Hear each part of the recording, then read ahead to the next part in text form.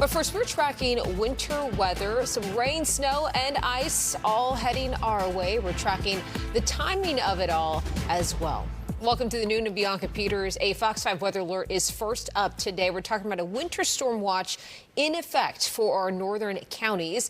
Let's get right over to Fox 5's Liv Johnson at the Weather Center. And Liv, there's a whole lot of uncertainty with this storm as well. I know it looks gorgeous right now, but tomorrow is just a mess, you guys. So I want to start with one of the watches / warnings. So first we have the winter weather advisory. That's for Rockland and Putnam County. We have it into Morris County and Warren County, New Jersey. But then the winter storm watch. So basically these areas shaded in purple, you could see some winter weather and some snow. I would say the areas shaded in blue, it's pretty much guaranteed. So the northwest corner of Connecticut, northwest corner of New Jersey. We have it up into the lower Hudson Valley. Definitely places like Monticello, Poughkeepsie. We have Sullivan, Ulster, Dutchess County. It's kind of this line right here that you see on our winter storm graphic. So the city is just below. We'll probably just see rainfall. Long Island, most of New Jersey will just see rain anywhere south of this line. And then we're looking at snow to the north. So let's look at our future cast. Today we're in the clear. It's just going to be cool and breezy. It starts really early tomorrow morning. So some of us could see it 3 to 5 o'clock. And again, there's that line where we have snow to the north, rain to the south. At times, it's going to be heavy. We're looking at pretty significant amounts of snowfall and rainfall, and I'll get more into those details later in the show. Bianca. All right, sounds good, Liv. Thanks so much. Let's turn now to some breaking news on the Luigi Mangione case. Mangione is in court right now for hearing as his lawyers are pushing to exclude some of the evidence from his murder trial. Fox 5's Lisa Evers is outside of that courthouse. Lisa, first off, what has happened so far in terms of this case? Well, Bianca, right now, accused CEO killer Luigi Mangione is inside a courtroom here at Manhattan Criminal Court.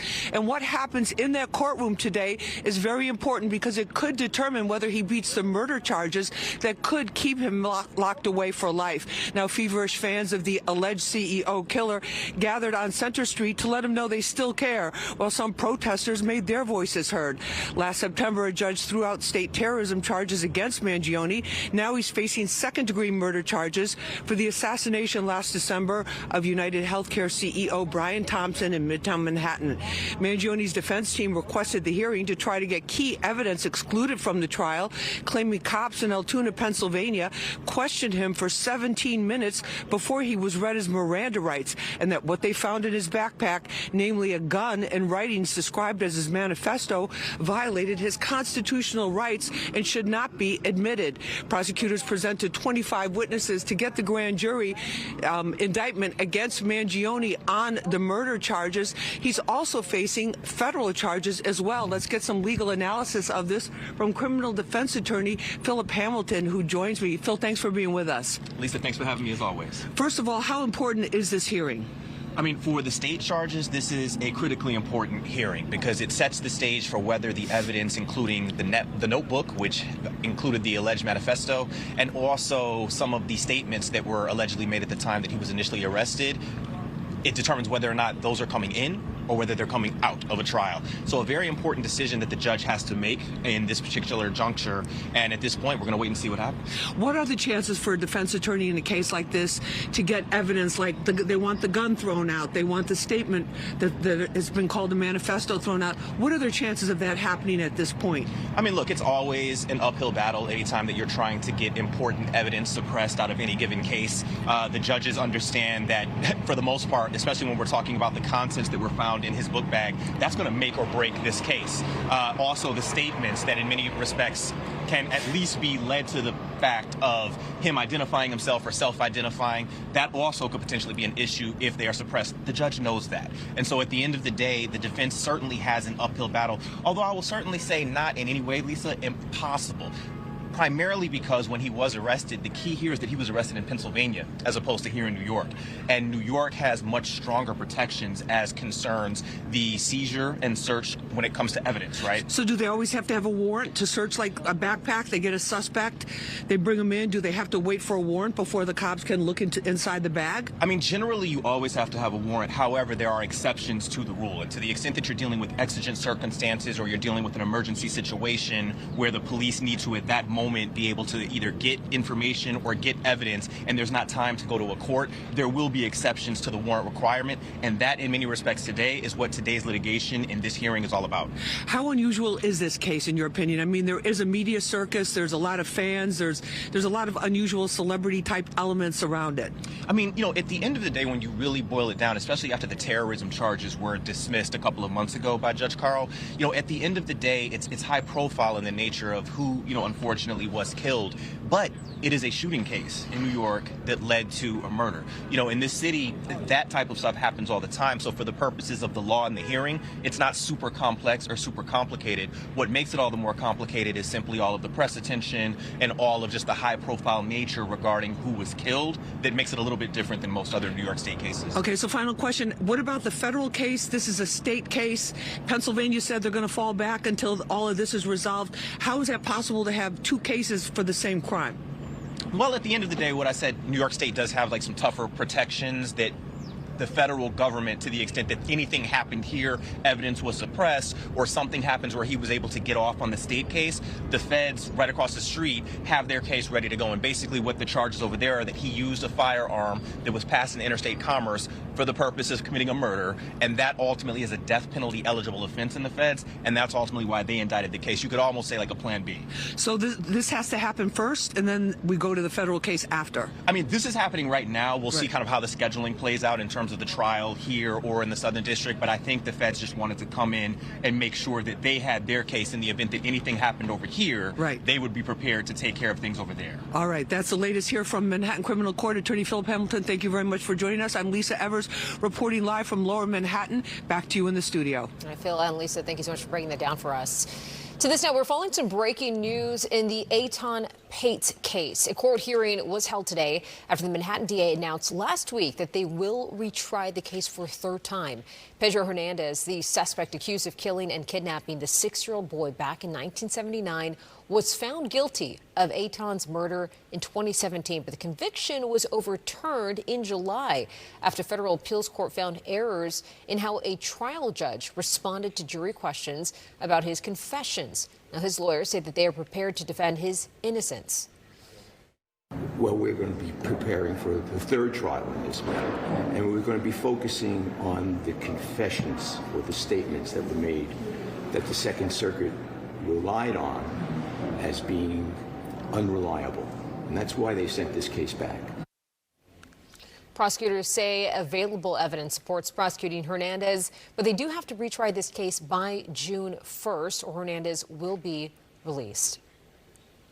And some breaking news, a U.S. appeals court rules former Trump lawyer Alina Habba is disqualified as New Jersey's top federal prosecutor. The panel of judges from the 3rd U.S. Circuit Court of Appeals in Philadelphia sided with a lower court judge's ruling. That judge heard oral arguments from Habba on October 20th. And the ruling comes amid the push by the Trump administration to keep Habba as the acting U.S. attorney for New Jersey. The ruling also comes after the judges questioned the government's moves to keep Habba in place after her interim appointment expired without her getting Senate confirmation. Meanwhile, 3 new casinos get the okay from the state. Next at noon, details on a vote this morning that puts the projects on the fast track. Plus, despite an international push for a peace deal, the fighting continues between Russia and Ukraine. Where the negotiations stand right now.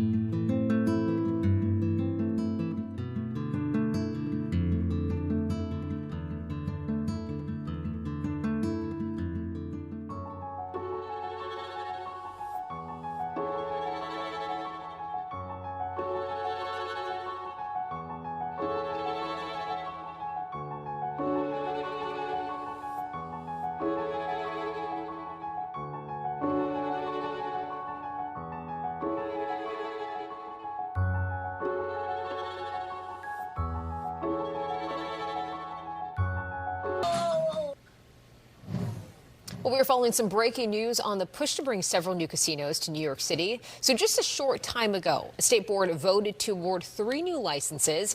And Fox 5's Morgan Mackay joins us now with more on this major step forward for the 3 projects. Morgan, this is interesting. Let's talk about what is happening here. Hey, Bianca, it's really the state that's winning big here. The state is set to receive around $1.5 billion for each of the casino licensing fees alone. The State Gaming Facility Location Board now recommending casino licenses for all 3 casino bids in New York City. Metropolitan Park was proposed by Steve Cohen, who also owns a Mets. Cohen partnered with Hard Rock International to propose a sprawling casino complex next to Citi Field that will include a concert hall and more. Developers say that this casino will bring in more than $1 billion a year in tax revenue and more than 6,000 permanent jobs. Also approved was Zibali's bid in the Bronx. They proposed building a gambling complex and hotel along with a casino. Developers say that it will generate nearly $400 million in annual tax revenue and support nearly 4,000 permanent jobs. President Donald Trump's company used to own this land in the Bronx, and when they sold the land to Bally's, the casino company pledged to pay the Trump organization $115 million if it won a casino license. And the 3rd license recommended was for Resorts World in Queens. The company is looking to expand its existing facility at the Queens Aqueduct racetrack that already provides parlor games. Developers claim it will produce 5,000 permanent jobs and more than $1 billion a year in tax revenue. And as for what's next, all 3 bids will now go before the state's Gaming Commission later this month for final approval. So the next step is that these applicants have to apply to the Gaming Commission. The Gaming Commission has a wide-ranging set of criteria that they use: character and fitness, all kinds of things, ability to deliver, and it is not a rubber stamp. Now, there were some protesters at the event, and Governor Kathy Hochul sent a statement saying that these casinos are set to unlock billions in funding for the MTA and says it's critical for these developers to keep the promises that they made with their bids. Bianca? All right, we'll see what happens with this. And Morgan, thanks for staying on top of it. Meanwhile, lawmakers from both sides of the aisle are now questioning the deadly strikes aimed at suspected Venezuelan drug traffickers. Coming up, how Defense Secretary Pete Hegseth and President Trump are responding to the growing criticism. Plus, New Jersey Senator Cory Booker is now married. What we know about his recent nuptials.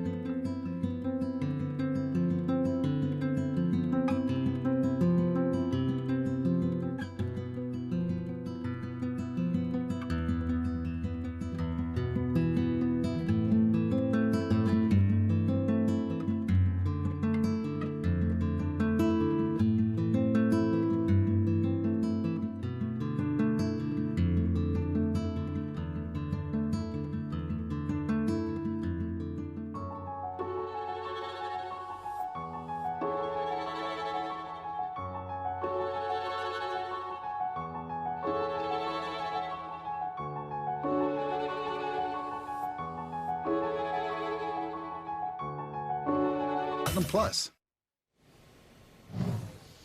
Developing at noon now, Ukrainian President Volodymyr Zelensky is meeting with French President Emmanuel Macron in Paris today, part of a flurry of diplomatic activity aimed at brokering a potential ceasefire in the nearly 4-year-old Russian war in Ukraine. Zelensky's visit comes off the heels of a meeting between Ukrainian and U.S. officials in Florida Sunday, which Secretary of State Marco Rubio described as productive. Meanwhile, Ukrainian authorities say a Russian strike killed at least 4 people and injured 40 others in the city of Dnipro. That was today. Officials say civilian infrastructure was damaged and a fire also broke out in a 5-story residential building. Developing news now, lawmakers on both sides of the aisle say Congress should review the U.S. military strikes on alleged drug trafficking boats following a report that accuses the Pentagon chief of violating the laws of war. Rebecca Castor has the very latest from Washington. Since September, the U.S. military has killed at least 83 suspected drug traffickers in 21 known strikes on alleged drug boats in international waters. But a September 2nd mission is facing new scrutiny after a Washington Post report claimed a second strike was ordered after it became clear there were survivors in the water. Military officers say they were following a directive from War Secretary Pete Hegseth to, quote, kill everybody. I don't think he would be foolish enough to make this decision to say kill everybody, kill the survivors, because that's a clear violation of the law of war. So let's get the facts. Hegseth calls the report fake news, and President Donald Trump is standing by him. I have great confidence. You saying there's no second strike? I don't know. I'm going to find out about it, but Pete said he did not order the death of those 2 men. But lawmakers want answers. We'll have public hearings. We'll put people under oath. We need to get to the bottom of this. He should not be in this position. He should have been fired after Signalgate, and now he should be fired again for this, if this is accurate. The U.S. military action has raised tensions with Venezuela, and President Trump announced Saturday the country's airspace should be considered closed. But he's downplaying any questions of an imminent air attack. Don't read anything into it. President Trump also confirmed he spoke with Venezuela's leader, Nicolas Maduro, over the phone, but he won't share any details or confirm reporting that he gave Maduro an ultimatum to leave the country immediately. In Washington, Rebecca Castor, Fox News. Well, from Washington right here to the city, taking a live look outside right now on this Monday. It is beautiful out there on a Monday. Look at this. What a beautiful picture we have here. But let's turn things over to Liv Johnson. We're talking about, it looks a little different behind you on the radar. Yeah, things are changing. And yeah, it does look beautiful, but it is chilly out there. We're just in the low 40s right now. So yes, beautiful clear skies for us for our Monday, but we kind of got cut off earlier in the show when I was going through the timing of tomorrow, so let's get back to that. We do start to see cloud cover mix in later tonight. It's really early tomorrow morning, if you remember me saying it, that we start to see those flurries start making its way through the tri-state area. So as I pointed out earlier, there is a line right here, kind of. It's just the northwest corner of New Jersey, northwest corner of Connecticut, but then up into the Hudson Valley, Sullivan, Ulster, Dutchess County, definitely the Poconos, the Catskills, that we are going to start to see some snowfall pretty early. Then it's a bit of a wintry mix, anywhere shaded purple. That's a sign of a wintry mix because things are really dicey just along the line. So we can't even rule out seeing some snowfall tomorrow in New York City. You could see some flurries out on Long Island or parts of New Jersey, but for the most part, anything that's going to accumulate is going to be a little bit further up from basically White Plains on this map. But you can see as the afternoon gets a little bit later into the day, we do see more rainfall spreading up north to those areas because temperatures start to warm up. So that snow kind of turns into rain. But either way, it is going to be a mess for all of us. By Tuesday evening, a lot of us are in the clear, but still can't rule out seeing a quick shower. We even have some lingering snowfall and some wintry mix up near the Hudson Valley. And then finally, Wednesday, we will be in the clear. But when we look at snowfall totals, we're looking at 2 to 5 inches for places like Poughkeepsie, Monticello. We don't have anything showing up in Sussex, but I do think Sussex will get a couple inches of snow. And same with Hartford, Connecticut. You see over in Scranton getting some snow. But again, we can see a light dusting for some of these areas like Bridgeport, New York, Newark, but definitely it's going to be further north. Those areas that don't get snow, going to see some rain. So just a mess overall, Bianca. All right, well, we are prepared and we'll have the umbrellas ready to go. Meanwhile, this now, New Jersey Senator Cory Booker married his partner Alexis Lewis last week. This was after a 3-month engagement. Booker sharing the news on Instagram. The pair legally wed on Monday in Newark, where Booker rose to prominence as mayor. Now, they also had a private interfaith ceremony in Washington, D.C. over the weekend as well. The 56-year-old Booker is Christian, his 38-year-old wife Jewish. We love it. All right, next at noon, landmark new research could completely change the future for people with type 1 diabetes. How scientists managed to reverse a disease in mice and what it could mean someday for human patients.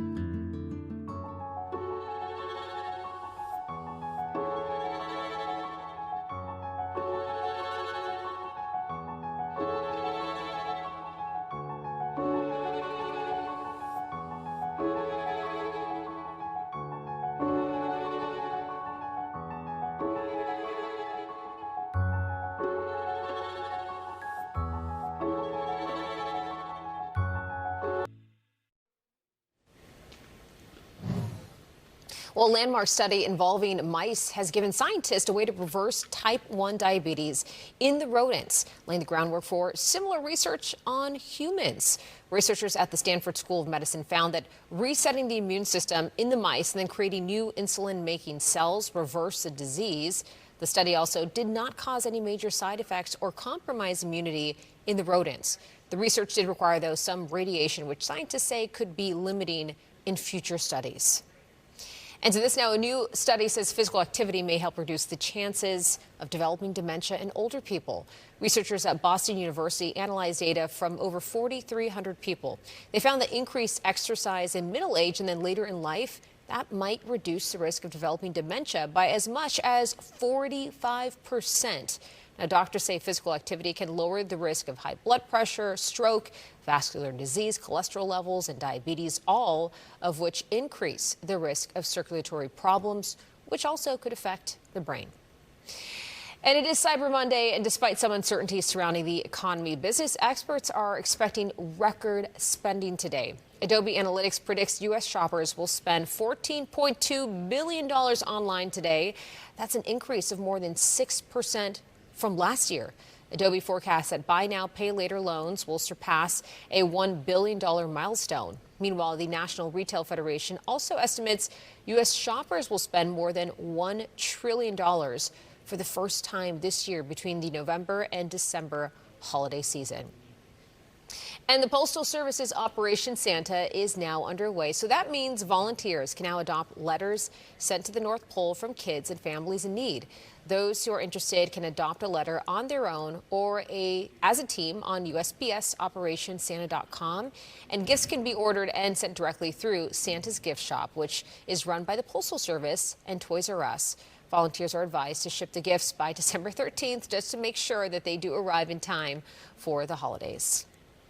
Well, she is the unofficial mayor of what is trending in New York. And this holiday season, she's got the insider guide to surviving the crowds, skipping the lines, and finding the magic here in the city. Next at noon, we're going to have Mickey's NYC Holiday Survival Guide just for you coming up.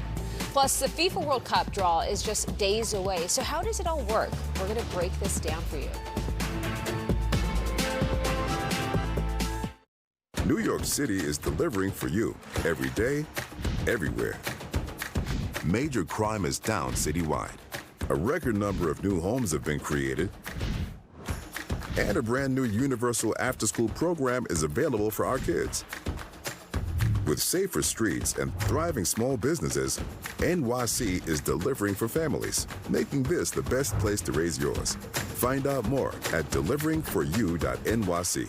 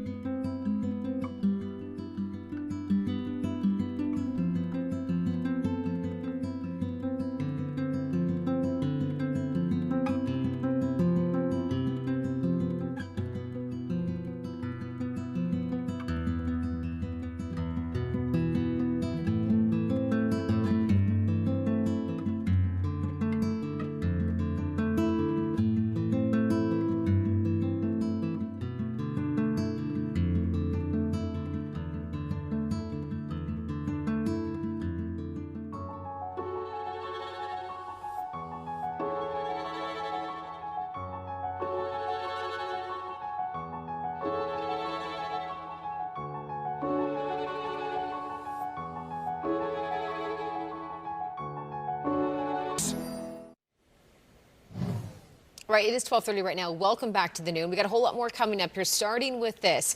If you need to know what's trending in New York, she is your go-to influencer. Mikey Blank is here to tell us what is hot in the city right now. She's been doing this for a long time. We call her the OG creator because she's been doing it for quite some time. All right, plus balsamic vinegar probably doesn't spring to mind when you think holiday cocktail, but this is actually a key ingredient for one West Village restaurant. We are trying this out live on air. But let's first get another live look outside on this Monday. It's stunning out there. It's just cold. But the sun is out. The sky is blue. We cannot complain. So turning things over to Liv Johnson, I think she has some differences of opinion in terms of what's happening later this week. You didn't complain at all today? I didn't. Really? Maybe about my hair. I had to panic order gloves because I don't know what happened to mine. Yeah, and it is really cold. It's sunny, but it's really cold. We're just in the low 40s right now, and we're not going to get much warmer than this current temperature. It's 42 in New York. It's 43 down the shore. It's 45 for Long Island. We have low 40s throughout Connecticut and up in the Hudson Valley. 41 for White Plains. Monticello's just above freezing at 33 degrees right now. And then we have to subtract a few because the feel-like temperatures for most of us in the low to mid 30s, and for Monticello, the feel-like temperature is just 23 degrees right now, because today the only weather maker that we really have is going to be the wind speeds, and they're pretty significant, about 10 to 20 miles per hour throughout the tri-state, and we're gusting closer to 25 or 30. Not right now in New York City, but all of us are going in and out of having some stronger wind gusts. And I know I'm going to have to add this on to the rain, the snow, the wintry mix that we're expecting tomorrow. We're also expecting really strong wind speeds tomorrow, especially for some of our coastal areas. This is tomorrow, 4 p.m. We're looking at gusts 35 to 40 miles per hour for East Hampton, up to 30 for Long Island down the shore. So it's breezy, it's cloudy, it's raining, it's snowing, it's all the things for us tomorrow. And also today, the first day of December. So here's what we usually have this time of year. Usually our highs are in the 40s, lows are in the 30s. Average amount of rainfall is a little bit above 4 inches. Average amount of snowfall about 5 inches, and we're already starting with that tomorrow, but not so much here in New York City. I think we'll see some flurries, maybe a light dusting, but mainly it's going to be rain for us. So later tonight, skies are still clear. Temperatures have dropped into the 30s and some of us the 20s. Early tomorrow morning, that's when the snow begins, specifically for those areas northwest of New York City. We're looking at Litchfield County, Connecticut, up into the Hudson Valley, the northwest county of New Jersey, northwest area, Sussex County. And then tomorrow, mainly rain for New York City, Long Island, the eastern half of Connecticut. And then we just have to get through Tuesday. Skies clear up by Wednesday, but it is going to be a messy day from start to finish for us tomorrow. Lows 31 for New York City tonight, but we do drop into the 20s. Hartford, Poughkeepsie, Monticello gets down to 19 degrees tonight. Most of us are going to be below freezing. The highs tomorrow pretty similar, 30s and low 40s, but you don't want to go outside regardless. Finally dry on Wednesday, but still it's a cold week. And look at Friday, just a high. Yes, a high of 32, and Saturday a high of 39. It's a nice weekend to get out of here if you have plans. I have plans. Yeah, and so do I. I was going to say, it's somewhere that's 80 degrees. Yeah, exactly. All right, Liv, thanks so much. Meanwhile, Fox 5 is your home for all things FIFA and the World Cup. The final draw is actually this Friday at noon. So you can see the countdown clock on your screen, and Fox 5's Dan Bowens breaks all of this down for us.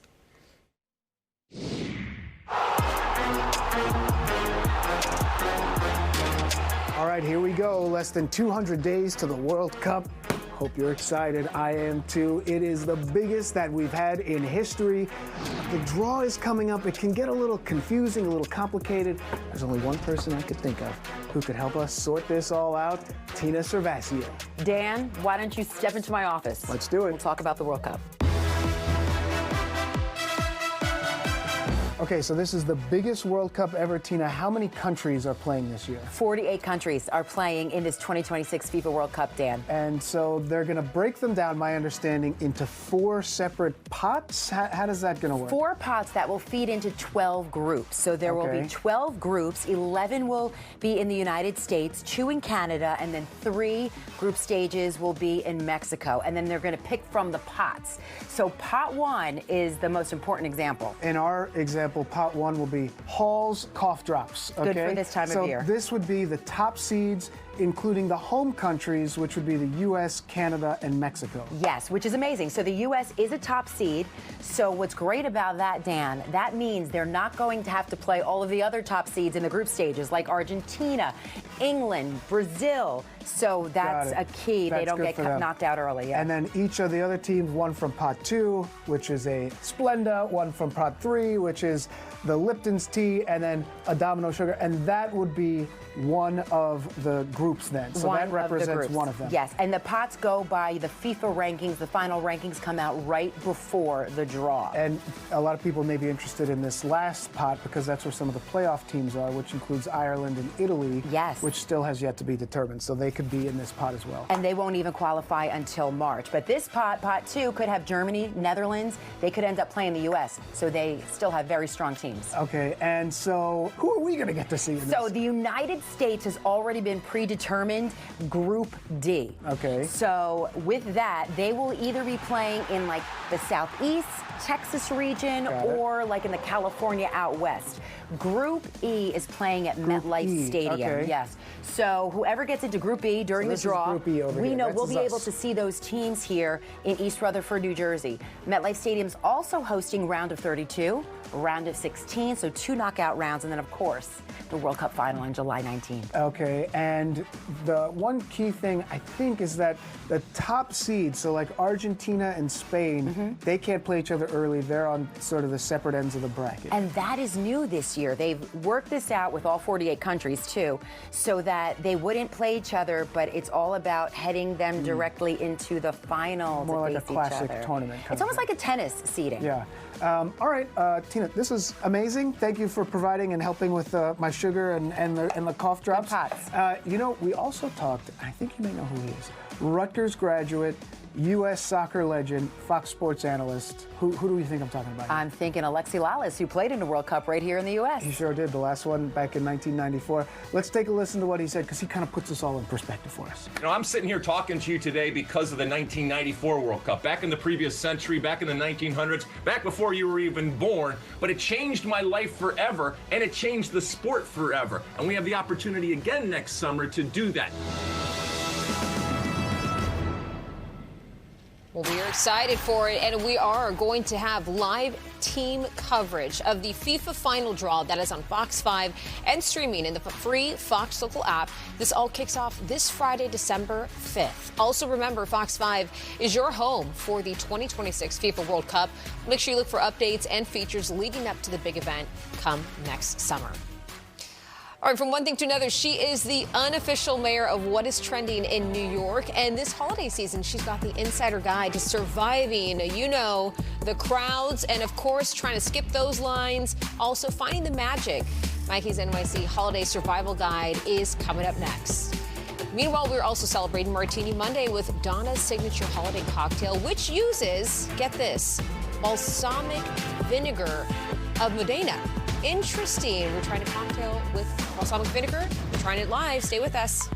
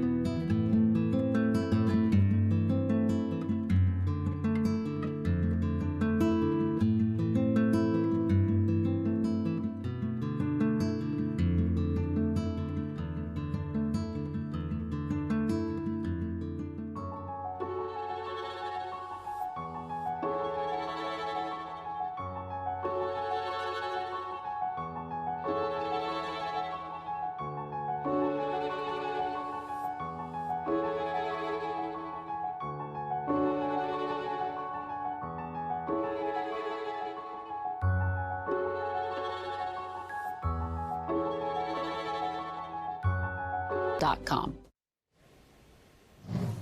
Well, if you are wondering where the locals actually go during the holidays or how to see the best of New York without losing your sanity, this next guest has you covered with more than 1 million followers.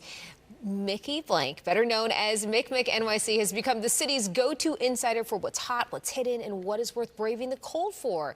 She's joining us now with her NYC survival guide, where to go, when to go, and how to do it like a real New Yorker. Thank you so much for being here. Thank you for having me. We are big fans of you. Fox 5 is big fans of you because we follow you on social media. Don't make me cry. I'm very... No, I'm saying you have been doing this for a while. You're at every single event. You're capturing the biggest celebs. And behind this, I found out you're a doctor before you switched careers. Yes, I have a PhD in biology. So we're calling you Dr. Mick. Dr. Mick. We love it. Okay, so now you're in this world of all things New York City and all celeb, everything that's happening in the city. What is the guide for staying sane throughout this kind of time of year? It's packed full of people. There's so much going on. How do you get around? Leave your stroller at home. That's a good point. That's like, I think the stroller, people find out, oh my God, I'm stuck in the crowd. I cannot go anywhere. But there are some ways to get away from the crowd. We have a lot of VIP experiences in town. We'll get you away and like exclusive shots. Or early mornings, late nights, everything that is not the weekend, will get you there safely. I like that. Okay, so maybe for people who don't know you, if they don't follow you on social media, what would you say your job actually is nowadays?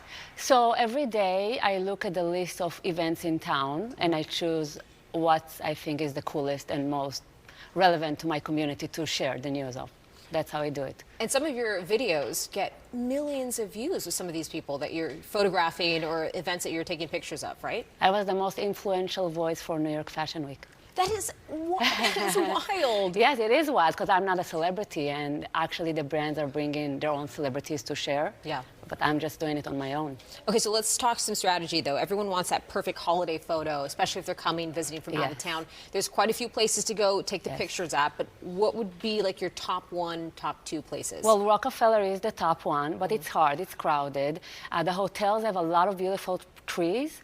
Like if you go behind the St. Patrick Cathedral, you have the Lotte Palace. Yeah. Sometimes when the courtyard is open, you can get a gorgeous photo with the tree, and it's much less crowded than the Rockefeller one. Best times to do that? Weekdays, early morning, or So you got to get up early for this one. Yeah. I'm not sure. They're not open all the time, so you need to be lucky to have it open. Also, the plaza have beautiful decorations, but they're unfortunately already closed for the public. Wow. Yes, they do it early. The Peninsula, last time I checked, is still open. It's also gorgeous, but as they get more crowd, they tend to close it as well. Yeah. So weekdays, mornings, usually you'll have a higher chance of getting a good photo with the trees. And Rockefeller, go early, you might get a shot. I love that. Okay, so you have been taking pictures of some very big name celebs all throughout the city. All of them. What's the biggest one that you've seen so far this holiday season? The biggest? Oh, the K-pop Demon Hunters. The K-pop, that's right. Yeah. And you were right up there close and because I'm collaborating with Macy's, so I've been covering the rehearsal. So we were out there in the rain, and they were golden. I love that, and I love that song too. Okay, so for people that may not have that exclusive access you have, maybe there's one spot that they can go to possibly see some celeb sightings. Oh, of course. If you go to Rockefeller, the Today Show in the morning, you can go in. Sometimes they bring celebrities outside for the crowd to meet. If you go around the plaza, there's a high chance of seeing somebody famous, but you have to have a good eye to spot them. Which is what you do. Is there any tips on how we can get a good eye then, and how to take photos of them like you?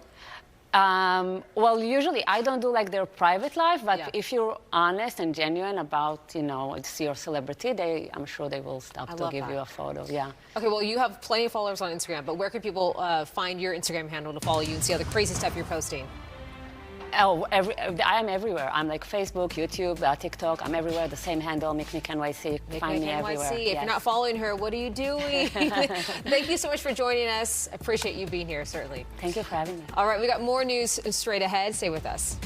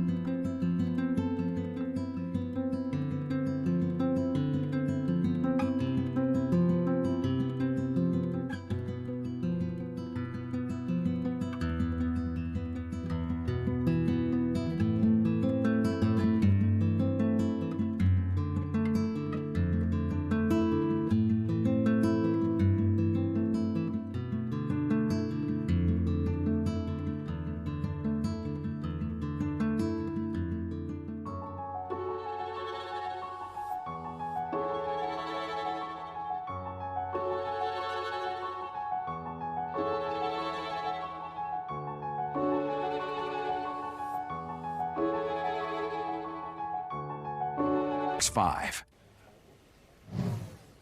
Well, it was a record-setting opening weekend at the box office for Zootopia 2. The Disney sequel raked in $96 million over the weekend for a total of $156 million over the 5-day Thanksgiving holiday. The movie scored a staggering $556 million globally since its Wednesday opening. That makes it the highest international opening ever for an animated movie and the 4th highest global debut of any kind. Meanwhile, Wicked for Good took second with earning $62.8 million. Now You See Me, Now You Don't, Predator, Badlands, and The Running Man round out the top 5. And speaking of Wicked, the author of the original Wicked novel is working on a prequel book. Gregory Maguire's upcoming novel will be focused on Galinda, and it will be called Galinda, A Charmed Childhood. It will be about the time before she became known as the Good Witch. That book is expected to be released next September. It's billed as a sister book to this year's Elfie, A Wicked Childhood, which explores the origins of the Wicked Witch. All right, next at noon, the White House unveils its holiday decor. Coming up, how this year's theme is honoring a major American milestone. And we are tasting Donna's signature holiday cocktail, which uses, interesting, get this, balsamic vinegar in their cocktail. We're going to be trying it next at noon. Stay tuned.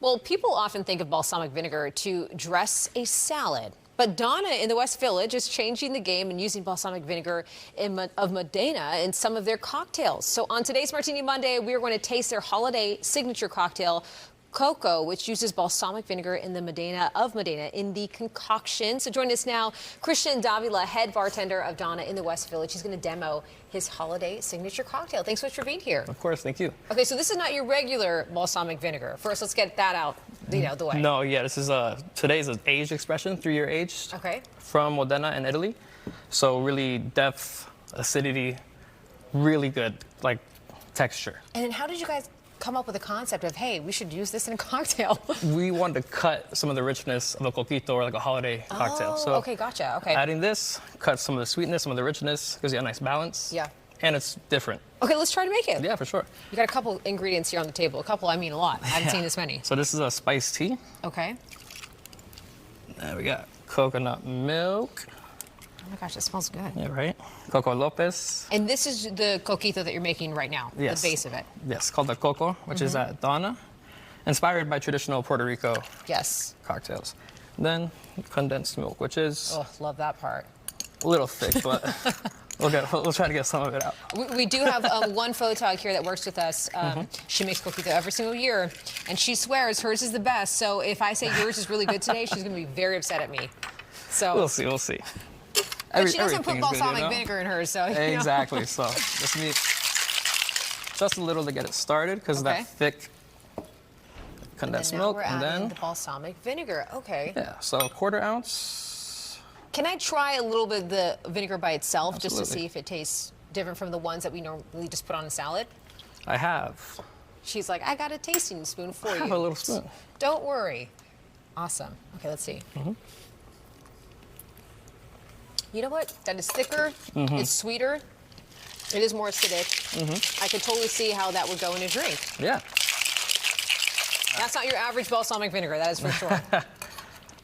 Awesome. So this is Martini Mondays. Little martini cups. How cute is this? All right. And then how much does one of these cocktails cost, Donna? 19. Okay.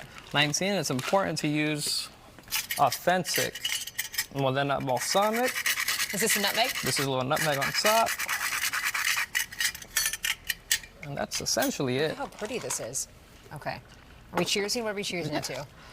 Happiness, health, and wealth? Exactly. I'll take them all Holidays, you know? three. Okay. Uh-oh. That might be better than the coquito I've had here before. That is really good. That is really good. Cut some of that richness and sweetness, you know? Yeah, it's like a brighter form of a coquito that it's hard to explain. You just have to try it. It's a little Italian touch on it. Yeah, that is okay. That is unbelievably good. Okay, so where can people find you? Come try the drink and come visit you guys in person. Donna in the West Village, 7 Cornelia Street. We're a worker-owned bar, cooperative. Work your own bar. We're worker-owned, yes. Oh, okay. I was going to say. Worker-owned. So anyone that I was works gonna say, we're there. going to have to. Yeah. I mean, I do work the bar too, so. I love that. That's For sure. awesome. Thank you so much No, for of being course, here pleasure. and introducing us to such an incredible drink. I'm pleasantly surprised. All right, we got more noon straight ahead. Stay with us.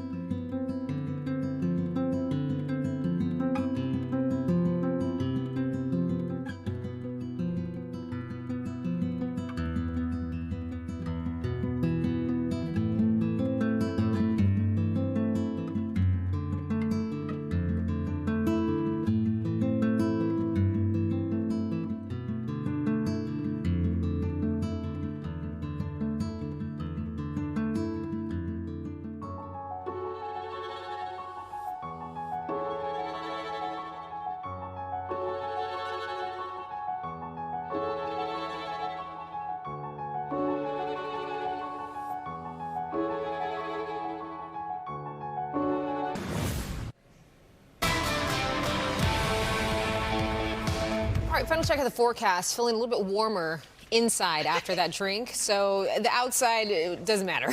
Yeah, that's good advice for some people, okay?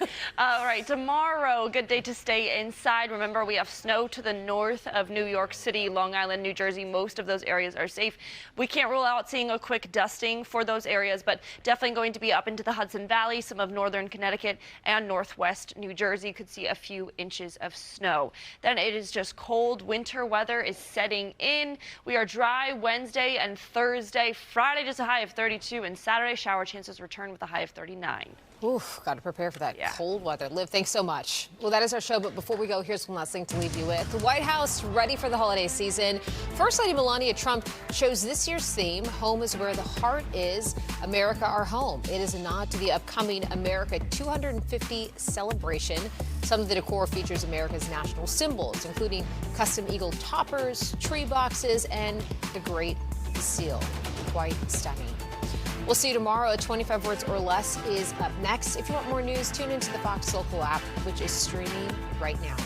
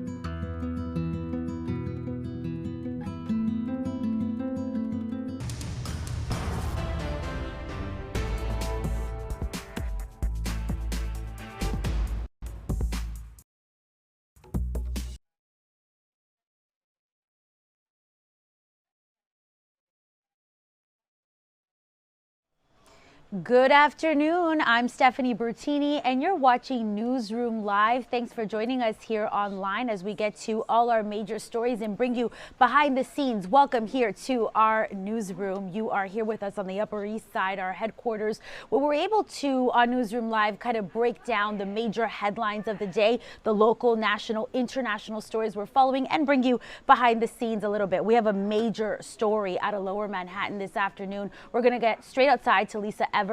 She was in court this morning. Luigi Mangione back in court. Hey, Lisa, what can you tell us? Well, Stephanie, we're here outside Manhattan Criminal Court, 100 Center Street, and today is the first day of the pretrial hearing for the Luigi Mangione murder case. If he loses this, he could end up spending the rest of his life behind bars. There's a lot at stake on the pretrial hearing and what's going on here. But I have a surprise for you, because she's been inside the courthouse the whole day, the whole courtroom, and we just grabbed our very own colleague Michelle Ross here. On the beat. Hi, Michelle. Michelle Ross is back. Stephanie says hi. Stephanie says hi. She's only can stay with us for a couple of minutes, but since she's been in the court, they've been talking about, and Steph, they've been talking about Pennsylvania and what happened in Pennsylvania, which is pretty important, a big deal with this whole case. Right. And of course, Michelle was in Pennsylvania when they made the arrest there. So welcome back, and what's it been like? What was it like there today? It's actually really interesting. I'm glad we went down to Altoona, Pennsylvania, and we were in that McDonald's because they showed surveillance video, different angles of the McDonald's inside, and showed when Luigi Mangione approached the counter to order food, how he walked to the back of the McDonald's to sit down, how some of the McDonald's employees were walking by, and eventually when police showed up, they searched him.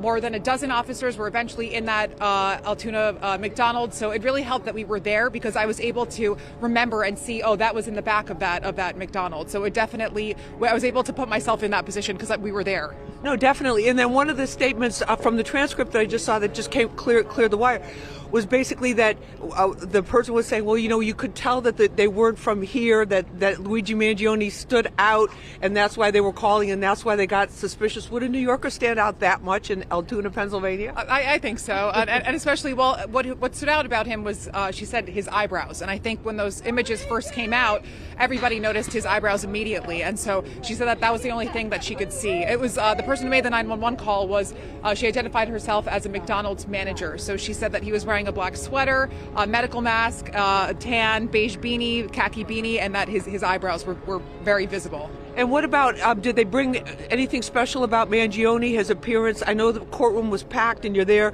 you know, transcribing and everything, but anything about him that stood out to you? So today he actually wasn't walked down the aisle. He came in from the side. He's in DOC custody, so that's why he's going to be coming in from the side. But I was able to get a glimpse of him. He's wearing a suit. We haven't seen him in a suit so far, so they want him in civilian clothing. The defense attorneys want him in civilian clothing for this, and it was ordered by the court. It was granted that he would be in civilian clothing, so he'll have a rotation of clothes during this hearing. All right, like we saw with Diddy, right, different exactly. outfits. Exactly, yeah. They want to have a different perception of him, not an inmate sitting there. And then just what about the overall vibe? I think it's got a really slow start. I think people were getting really antsy. I think there was a technical difficulty in the beginning. It took like 2 hours, but then eventually it started to get going. So, you know, you hear those everybody typing away. So everyone was ready to get the information out. All right. Well, thank you very much for the update. We appreciate it. I know you got to get back inside the courtroom, but thank you very much for that. We appreciate it. Thanks so much, all right. Thanks. And Stephanie, we have a special guest to break this all down for us, criminal defense attorney Dante Mills. All right. And Dante, you know, we hear, Steph, you're going to like this. We hear about these pretrial hearings, and sometimes it's almost like it's paperwork or it's calendar, like they're all checking their calendars.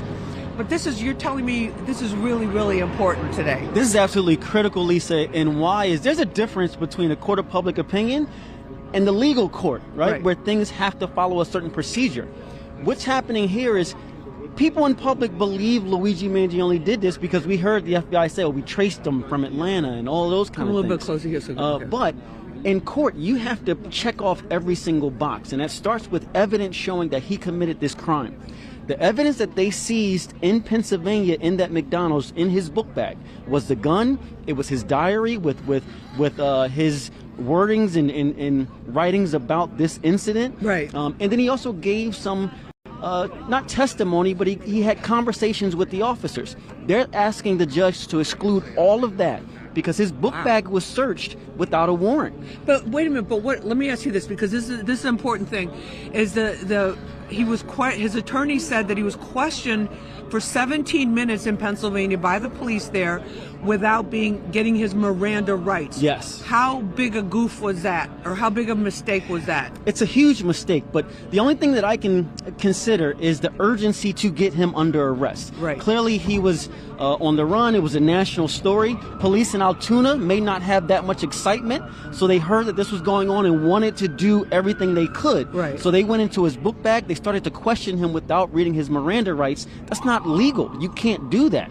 So the fact that they went into his book bag without a warrant means anything they found in that book bag can be not used as evidence in this case if the judge decides that. He can exclude that evidence. So imagine going into this murder trial without a gun, without the gun that they say to use, without those writings in that book. Right. All of that would be gone if the judge excludes that evidence. Now they're saying, oh, we thought there may have been a bomb in the bag, and that's why we went in there without a warrant. We had probable cause because we thought there was a bomb in the bag. The defense is saying you're just making that up because you didn't have the right to go in there yet. You should have waited. He was in custody. He wasn't a threat. You had no right to go into his bag without a warrant. So basically, what if they did really think that there was a bomb in there? Well, the judge is going to have to believe that there was an emergency situation and then or you could go in without a circumstance warrant, that would right? allow them to go in without a warrant. They had probable cause to think people were in danger, and then they went into that bag to prevent that danger from happening. But I don't know if the judge is going to buy that, because there was no talks of bombs being used in this case. You know, that's something that they added on, right, kind of after the fact. I don't know if that's going to carry the day to keep that evidence in. All right, Stephanie, do you have any questions for Dante? You know, I wanted to ask him, of course, we have a lot of eyes on this case, Lisa. So, you know, he started off with that that notion that there's a difference between what happens in court and, you know, the public court, so to speak. Again, referencing that Diddy trial, high profile, Lisa, you covered it. There's always, you know, what the people say and the buzz on social media. We continue to see a lot of people tapped in, asking him, you know, what could that mean legally for the case? I mean, obviously, we know that the goal is to protect jurors from any public opinion, but what does he make of all this? Because it is very high profile. Okay, Stephanie's question, Stephanie's hosting the Newsroom Live back at the station. Her question is the high profile nature of this. And we saw that obviously when you were helping us understand what was happening inside the Diddy courtroom and some of the other trials here in New York. But the main thing, you know, with this, it's almost like there's like that celebrity, like the fan, like that whole groupie thing going on. Absolutely. And when you talked about this a bit earlier, when you have somebody that has this kind of high profile, they're going to look at everything that's happening. There's extra scrutiny on these types of cases. The judge is going to make sure he gets the things right. And also, you see his defense counsel is going to make sure that his image is presented the right way. That's why he doesn't want him in prison garb, just like in the Diddy case. He wants him to be in a suit so people don't see him as a threat. When these jurors, when jury selection starts and things like that, they want people to see him as a sympathetic person, somebody that they don't distrust or see as a villain, somebody that they can accept as somebody who was trying to do something right for everybody else. That's what the plan is going to be here for the defendants, to show that he's a normal guy who is doing something for the people. That That's he thought that this was like a crusade, like a crusade, absolutely. And what about if this evidence is excluded, if the judge decides, okay, you can't put the backpack search was illegal, we're not letting it be introduced as evidence, the statements that he made prior to being Mirandized and that's the, you know, you have the right to remain silent thing that everybody knows from TV and everything and the movies. But if those two things, like you said, if those are excluded, what kind of case do prosecutors have? A very light case. I can tell you what, this hearing will decide the case. If those things are let in, if they have the gun that was used, his writings that he made, the conversation he had with the officers, I don't know if they try this case. If this case actually goes to trial, I think then the defendant may plead to the best deal he can possibly get, right? If this evidence is kept out, they may try this case and say, we don't know if it was him, because all they have left, all the prosecutors have left, is the FBI saying, oh, we tracked his whereabouts from one place to another. But they don't have him with any evidence, any physical evidence connecting him to that crime. And you have to prove those things beyond a reasonable doubt. You need some kind of evidence to show this guy was not only in the area, but he committed that crime. And without the gun, without his comments, without those writings, they're going to have a hard time, the prosecution, proving that. But what about the surveillance photo, the surveillance image of him that morning? Well, now it's going to be on the prosecutors to convince a jury that, in fact, that's him. Right? So they'll see the image. It wasn't that clear. They're going to have to make that stuff out. Even if you talk about the surveillance video from the hotel he stayed in or the room he was staying in, that doesn't necessarily tie him to the location of the shooting. There's some gaps there in the prosecution's case. If that gun specifically, I think that's the most important part. If the gun, the murder weapon, is kept out, there's some gaps there in that case for the prosecution to show that he was actually on the scene and the one that committed that crime. What are the biggest questions you have about this whole investigation? Because it was just so unusual too, the way that the whole thing went down. You know, we're so used to in New York, they have the surveillance video, the person's already in the system, they match everything up, they do the phone records, and boom, it's an arrest. Well, that's the balance that we have to find, where you want to find the person who committed the crime, but you have to do it the right way. Right. That's the balance that we have. So there was just this national hunt where you wanted to make sure that this guy wasn't on the loose, that he wasn't going to hurt anybody else. You didn't know if this was the only target that he had. So yes, we wanted to protect the public, But the investigating officers and the police agent officers, they have to do it the right way. They have to wait to get a warrant. They have to, when he's under arrest, Mirandize him and give him his rights, because everybody's entitled to that. And if you don't do that, then you can end up dropping the ball and ruining what would otherwise be a pretty easy case to prove. And Stephanie, any other questions for Dante? You know what, Lisa, this was really great, very insightful. Thank him actually for being there. We want to see, what coverage unfolds. I know you and Michelle are there on the ground, and of course that analysis helps us really understand what we will continue to cover with team coverage. So thank him for me, please, Lisa. No, we will. Stephanie says thank you very, very much for helping us understand all this. We'll stay in tune. It's an interesting this case. is just the beginning. Yes. All right, Steph, we're here at 100 Center Street. We're sending it back to you in the studio. Thanks, Lisa. That's our Lisa Evers on the ground. Team coverage with Michelle Ross. We're back in the newsroom now. That are Lisa Evers covering this high-profile case. Luigi Mangione back in court today. He's accused in the killing of that United Healthcare CEO, Brian Thompson. As Thompson's death hits the one-year mark, we are following the very latest, what's happening in the courtroom. We said that special hello to Michelle Ross because Michelle is back. She had twins, twin boys, and she's back to work today, back on assignment there. Our team coverage between Michelle Ross, Lisa Evers, and the analysts that we're bringing in. You could see more on our digital platforms, of course, and on our newscast, on our broadcast later throughout the day. We're going to take a quick break. This is Newsroom Live. I'm Stephanie Bertini. It's around 1:15. I'll be back in a few minutes.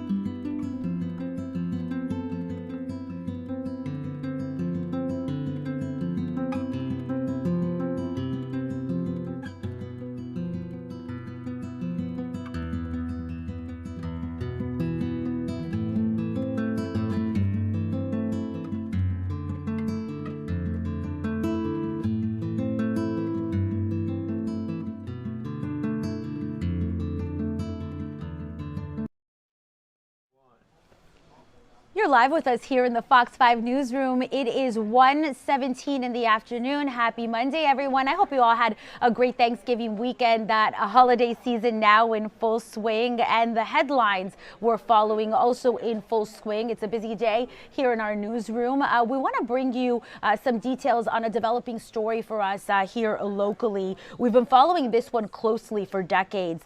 Eitan Pates, that case high profile for many years. A court hearing held this morning after the Manhattan DA announced last week that it will retry the case for a third time. Yes, this is the third time the case will be retried. Pedro Hernandez, that's the suspect accused of killing and kidnapping a 6-year-old boy back in 1979. So many years that this has been going on back and forth. He was found guilty of Eitan's murder in 2017, but the conviction, it was overturned in July.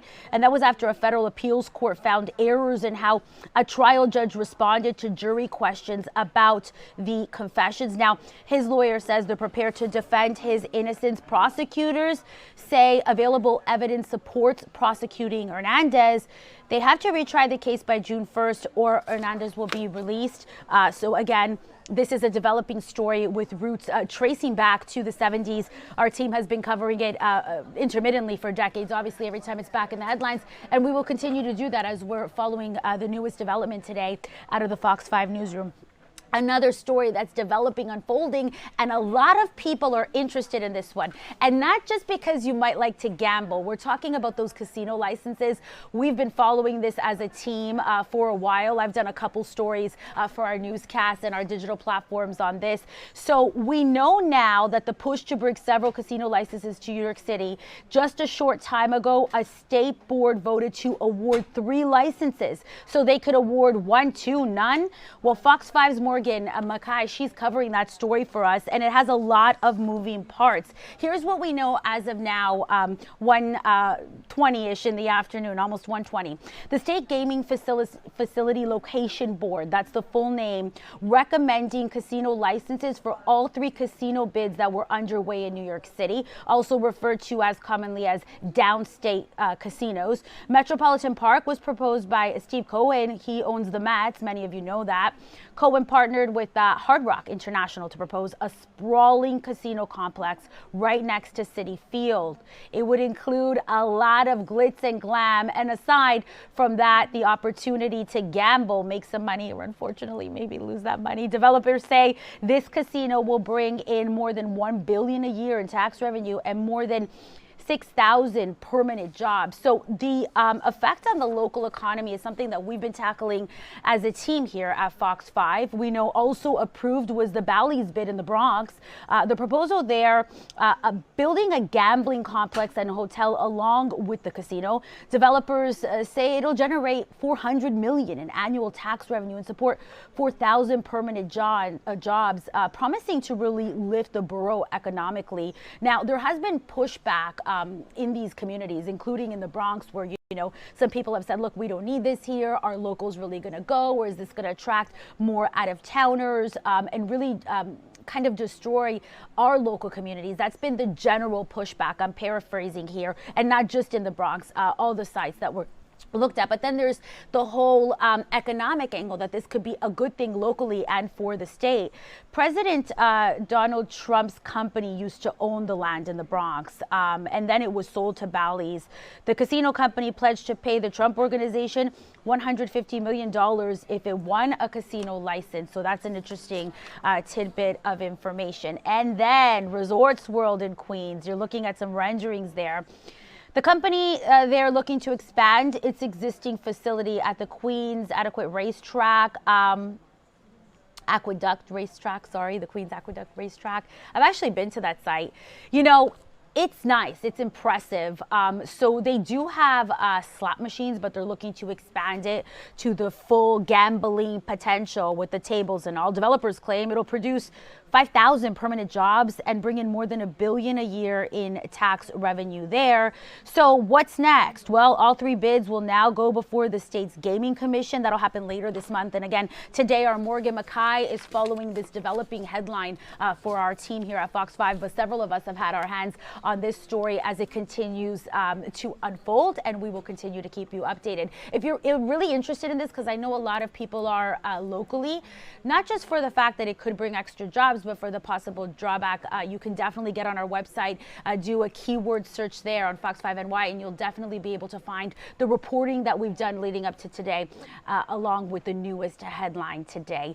It is 1:22 in the afternoon. Happy Monday, everyone. The first week of December. I'm in that holiday season gear, and we are excited because the holiday season now officially underway. I was at the Macy's parade last week on Thanksgiving. I hope you all had a great holiday weekend. When we come back, we're going to take a look at some holiday things around the city, and also it's Cyber Monday. Are you shopping yet? Some more details coming up. Let's take a break, Vinny. We'll be right back.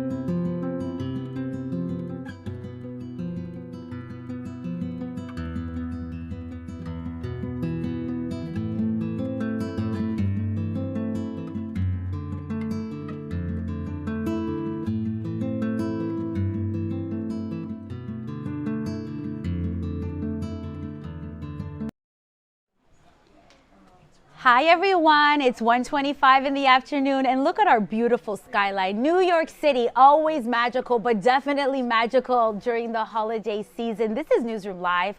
I'm Stephanie Bertini. Welcome back to the Fox 5 Newsroom.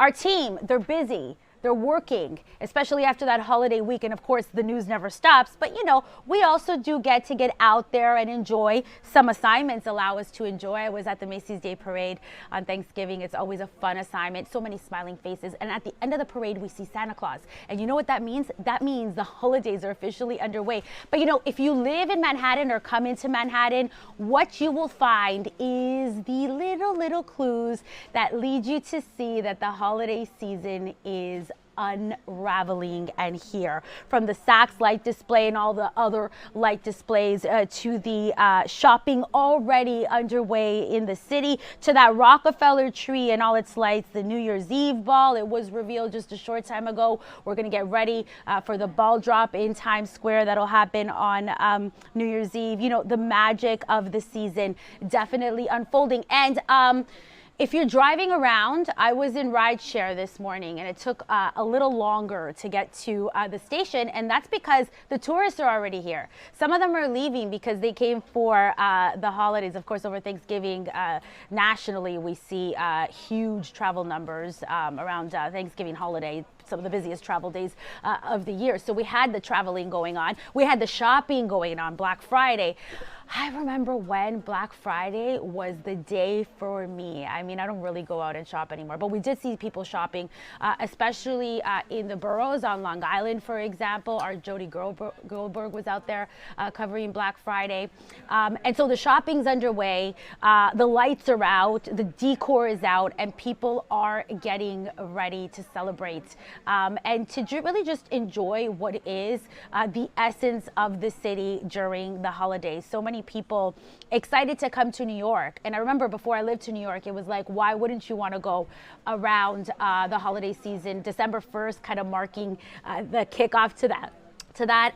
This year, my family's coming down from Canada, and they're excited to do all the things, right? Go see the Rockefeller tree, go do the this, go do the that. And of course, we're excited too, as a team, to watch all that joy out on the streets. As we are on the streets covering your big headlines, we want to get to the weather, because the weather is important every day, but it's especially important now because we're kind of in that in-between, right? We're definitely transitioning from fall to winter. We've had some cold days already. And so I guess for parents, what do you want to know? Well, you want to know how to bundle up the kids or not. I know with my son, sometimes he's like, Mommy, I'm hot, because he has like all those layers out. But if we can get to the forecast, we want to show you your local forecast for the day. Can we get that up? We should be able to get the 7-day forecast. Maybe we'll get the 7-day forecast. All right. Well, overall, this morning, it was chilly for sure. And we're keeping an eye on a major system that might be affecting parts of the country as well. And some places saw snow over the weekend, not New York City, but parts of New York. I know that for sure because I saw it on Instagram. But we'll get you up to date on the local weather and on the possible storm and its impacts. So what you need to know coming up after we take a short break. Stay with us.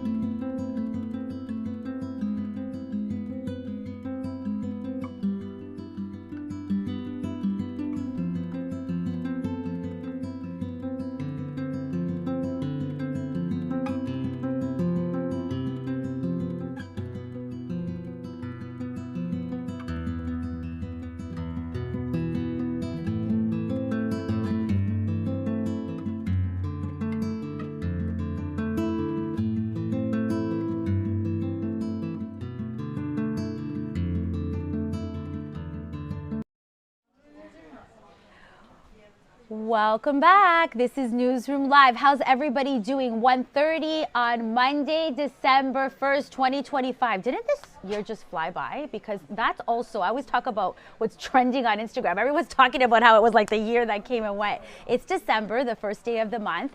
And before we took a quick break here, we were talking weather. First, let's get to the 7-day forecast. Because again, you just need that for planning, right? You want to know.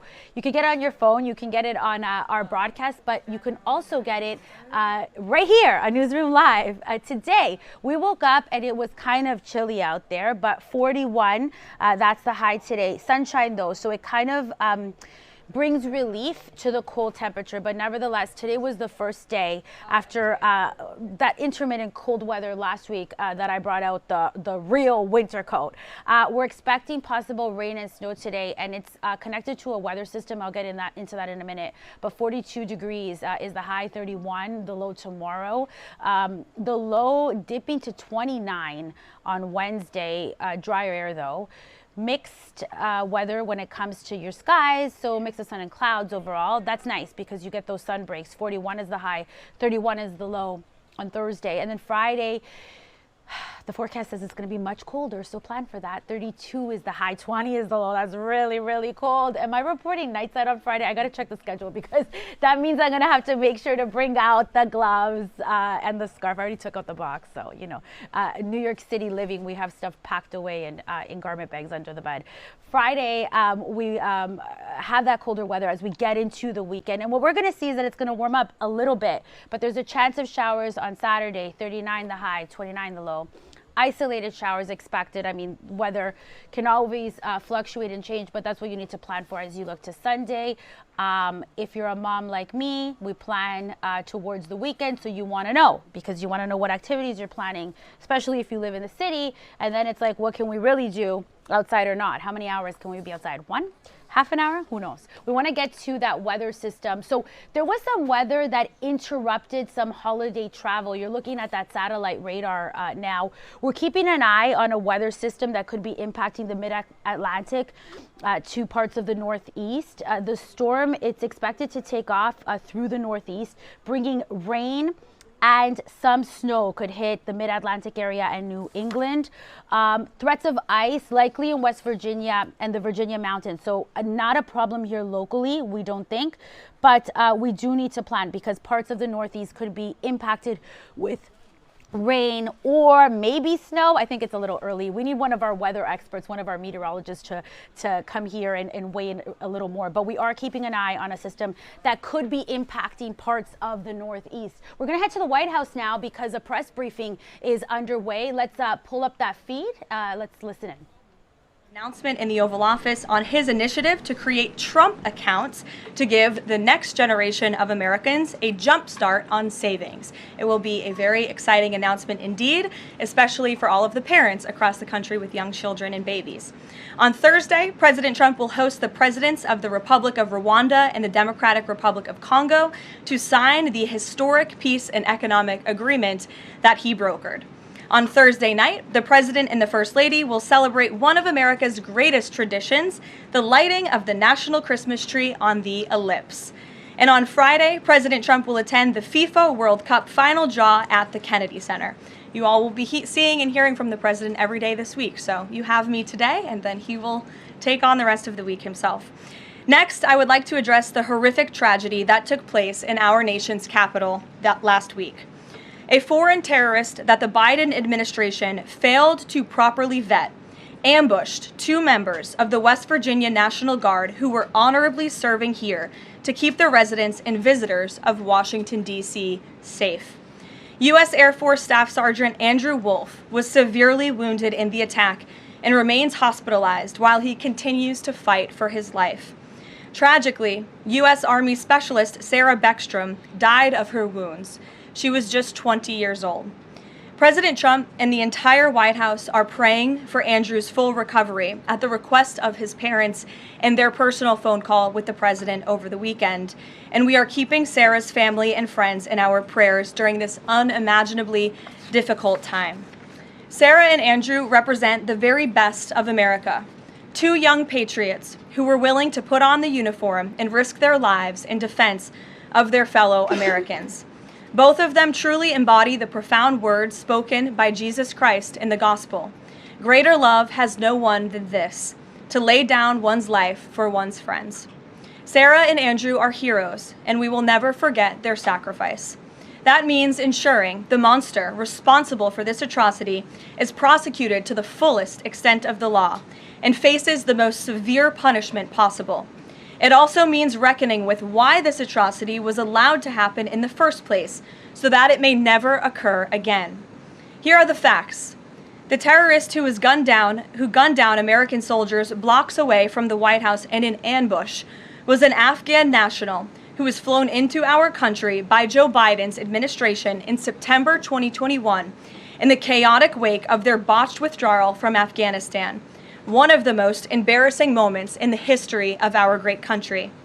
Joe Biden's historic failure in Afghanistan continues to haunt this country and our men and women in uniform. Not only did this surrender lead to a suicide bombing that killed 13 American heroes in Kabul, but now National Guard troops were shot on U.S. soil by the same kind of enemy. We continue to live with the deadly consequences of Joe Biden's horrific leadership. Nearly 100,000 Afghans were recklessly released into the United States with little to no vetting. There was no regard for the disorder and violence that this would unleash on American communities and American culture.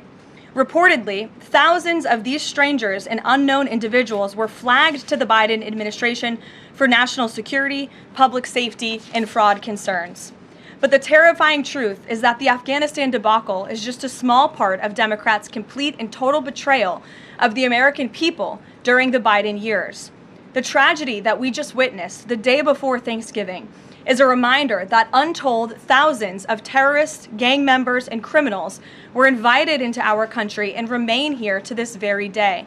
The border is now secure, thanks to President Trump, but the threat in our interior remains real and urgent. These public safety threats are already inside our land, and President Trump was elected on a promise to find and remove them, and he has already taken significant steps and made significant progress towards fulfilling this promise. But there is more work to be done because President Trump believes that he has a sacred obligation to reverse the calamity of mass, unchecked migration into our country. As a result, the Trump administration is now actively re-examining all of the Afghans imported into the country by Joe Biden. Any individual who threatens our national security or our citizenry will be subject to removal. President Trump has already permanently paused migration of foreign nationals from third world countries that pose a very high risk to the United States. For too long, past American presidents supported self-destructive immigration policies that allowed foreigners who outright hate our country and have no interest in assimilating into our culture. They've allowed these individuals to flood peaceful American communities. This disastrous approach has drained our welfare program, driven up the cost of housing, suppressed wages, and jeopardized the safety of law-abiding American citizens. In fact, according to a new bombshell report from the New York Times, Somalian migrants in Minnesota have defrauded nearly $1 billion in taxpayer-funded benefits under Democrat Governor Walz's leadership. President Trump is putting an end to this dangerous America Last approach. His position is rooted in common sense. In the wake of last week's atrocity, it is more important than ever to finish carrying out the president's mass deportation operation. America cannot allow millions upon millions of unvetted illegal aliens to be rewarded with amnesty after they broke our nation's laws to come here. They must go back to their home countries. It is also essential to immediately address the massive fraud and corruption that has been going on for decades in other aspects of our immigration system, most notably when it comes to asylum claims. Millions of people who have come here under false pretenses are told blatant lies now enjoy temporary legal status. President Trump is ending this scam as well, and I would point out that the Democrats have tried to block this administration from doing so at every turn with lawsuit after lawsuit. The hard truth is that even when it comes to our legal immigration system, past presidents have failed to ensure that all prospective citizens love America, will add value and contribute to our communities, and will assimilate into our culture. Leaders have a duty to defend and advance the interests of their own people, not foreign nationals. Leaders also have a duty to preserve the integrity and character of our nation's national identity. That is why President Trump is more committed than ever to fully restoring American sovereignty by keeping our borders secure, removing all illegal alien invaders, and rebuilding a legal immigration system that makes sense and benefits our country. President Trump has no higher responsibility than to defend our homeland and our people, and he will never waver in doing so. With that, I will open it up to questions, and we'll lead today with Isabel Brown, who is in our new media seat. She's a very popular face on television these days. She's built a great independent media podcast and platform with the Daily Wire, and I appreciate your being here, Isabel. Thank you for being Caroline, here. appreciate it and appreciate the briefing. Many Americans, in light of these recent events that you just mentioned, are starting to say that we are being invaded as a country, culturally and logistically, when it comes to immigration. And we know that immigration without assimilation is indeed invasion. So given the recent remarks from Vice President Vance on a college campus about dramatically reducing legal immigration to address some of this crisis, and President Trump's Truth Social post last week about individuals who may be non-compatible with Western civilization, are there any conversations happening or plans being made behind the scenes for the administration to implement at least a temporary immigration moratorium, for example, in light of what the American people might be calling for? So, Isabel, it's a great question. I think I spoke a little bit to the heart of your question in my opener there. I would add that the Trump administration has done more to limit migration, both illegal and legal, than any administration in history. And I'll just walk you through some of the actions that we have taken thus far. Number one, the Trump administration issued a travel ban for 19 countries, including Afghanistan, special immigrant visas, which is a legal pathway to get here, which we know many Afghans have utilized to come into the country, have now been paused since the tragic shooting last week. Refugee admissions were suspended for Afghans from this administration on day one, and refugee admissions into the country right now are essentially at zero, with the exception of Afrikaners fleeing persecution in South Africa. The State Department has also heightened their scrutiny and vetting of all visas and have revoked visas, as you know, for those who do not align with our country's national interests. The Secretary of State has the right to do that, and we've taken unprecedented action to do just that. We are also now pausing all asylum adjudications for additional vetting as well. And so additional actions I don't have to read out for you today, but I would just remark that the president has made tremendous progress on this front, and it's why it's so crucial that we not only secure the borders, which the president did in record time. We have zero illegal aliens entering into the country month after month, but we also are taking a look at those who are already in the interior of our country and removing them if they are here illegally, and also taking a look at these visas. Again, having a visa in the United States is not a right, it is a privilege. And the Secretary of State, if you are deemed contrary to our country's foreign national interests, has the right to revoke that privilege. Thank you. Gabe. Thank you, Caroline. Excuse me. Regarding Venezuela, the president said yesterday that Secretary Hegseth had denied that second strike, the reported second strike on an alleged drug vote on September 2nd, the secretary said to the president that didn't happen. But to clarify, I just wanted you to clear this up.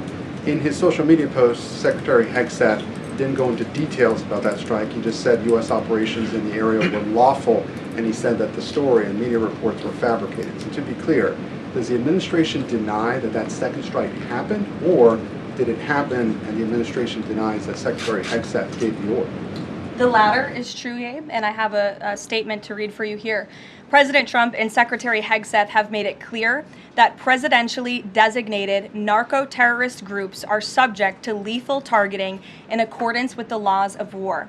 With respect to the strikes in question on September 2nd, Secretary Hegseth authorized Admiral Bradley to conduct these kinetic strikes. Admiral Bradley worked well within his authority and the law, directing the engagement to ensure the boat was destroyed and the threat to the United States of America was eliminated. And I would just add one more point to remind the American public why these lethal strikes are taking place. Because this administration has designated these narco-terrorists as foreign terrorist organizations. hands. The president has a right to take them out if they are threatening the United States of America and if they are bringing illegal narcotics that are killing our citizens at a record rate, which is what they are doing.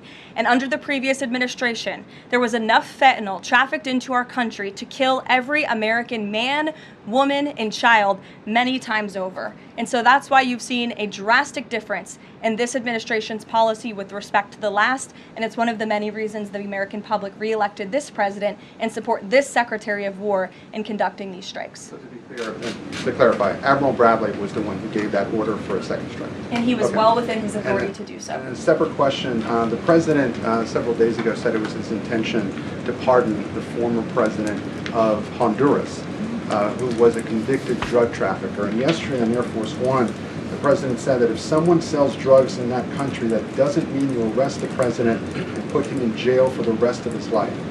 How is that different than what the administration is accusing Venezuela's Nicolas Maduro of? You're cherry picking the president's statement a little bit yesterday, as he also said yesterday the people of Honduras have highlighted to him how the former president Hernandez was set up. This was a clear Biden over prosecution. He was the president of this country. He was in the opposition party. He was opposed to the values of the previous administration, and they charged him because he was president of Honduras. There were some other egregious facts that came out during this trial, and I would encourage you to report on them. His court-appointed lawyer was only given 3 weeks to prepare for trial. He shared that his conviction was lawfare by the leftist party, who, quote, struck a deal with the Biden-Harris administration. Hernandez has highlighted there was virtually no independent evidence presented, and many of his conviction was based on testimony from many admitted criminals who hoped that cooperating would reduce their own penalties. So the president heard the concerns from many people, as he does, and he's, of course, within his constitutional authority to sign clemency for whomever he deems worthy of that. Jackie. Thank you, Caroline. Following up on Gabe's question, you said that the follow-up strike was lawful. What law is it that allows no survivors? The strike conducted on September 2nd was conducted in self-defense to protect Watching Americans a press in vital briefing out of the White House right now, where reporters are now in a Q&A there. We heard about several topics, including immigration. We know that this administration has been cracking down on immigration extensively, so we heard some dialogue there. Dialogue also touching on national security and some other big things that we continue to follow out of the Fox 5 newsroom. It is 1:48 this afternoon. Happy Monday, everyone. We're going to take a quick break. When we come back, Cyber Monday. Are you shopping yet? I'll be back with details and more. Stay with us.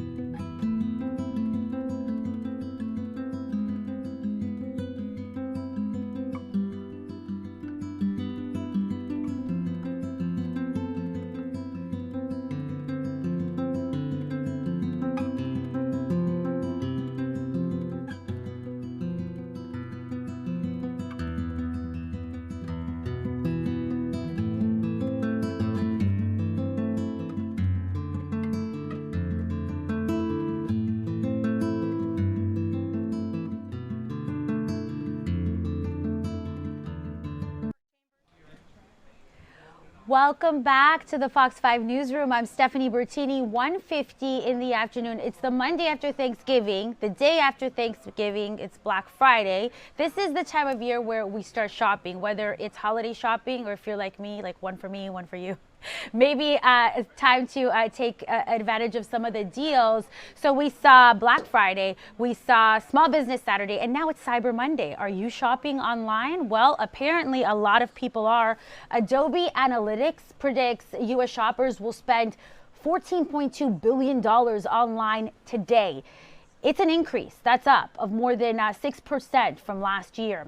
Adobe forecasts that buy now, pay later loans will surpass $1 billion.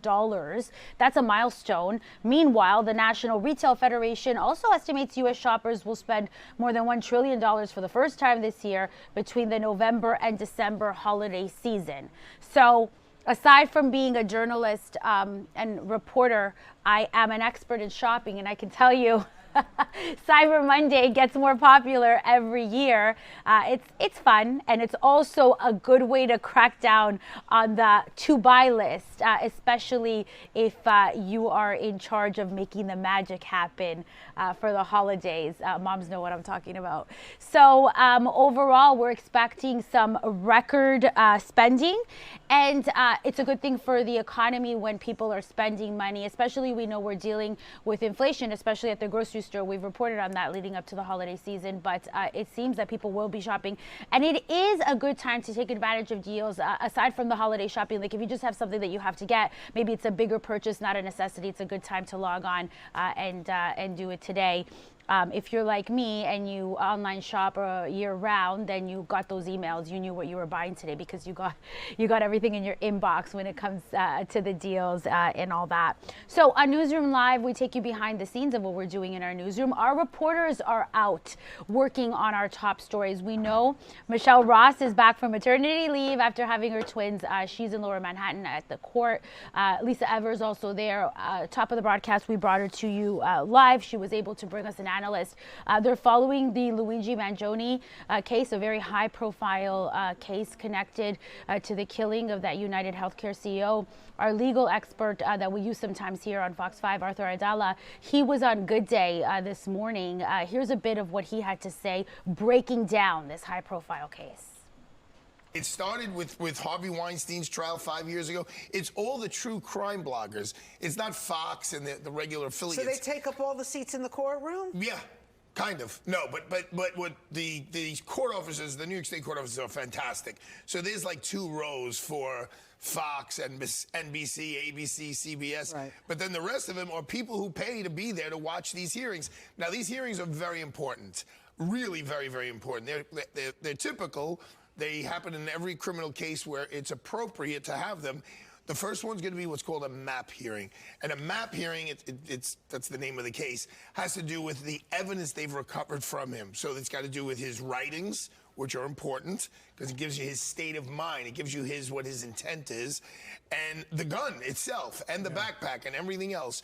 So the judge is going to hear whether those were obtained the right way. The defense is saying, hey, you were allowed to grab the backpack, but you weren't allowed to look at it until you had a warrant, and they didn't have a warrant. So that's the first hearing. That's probably going to go on today and tomorrow.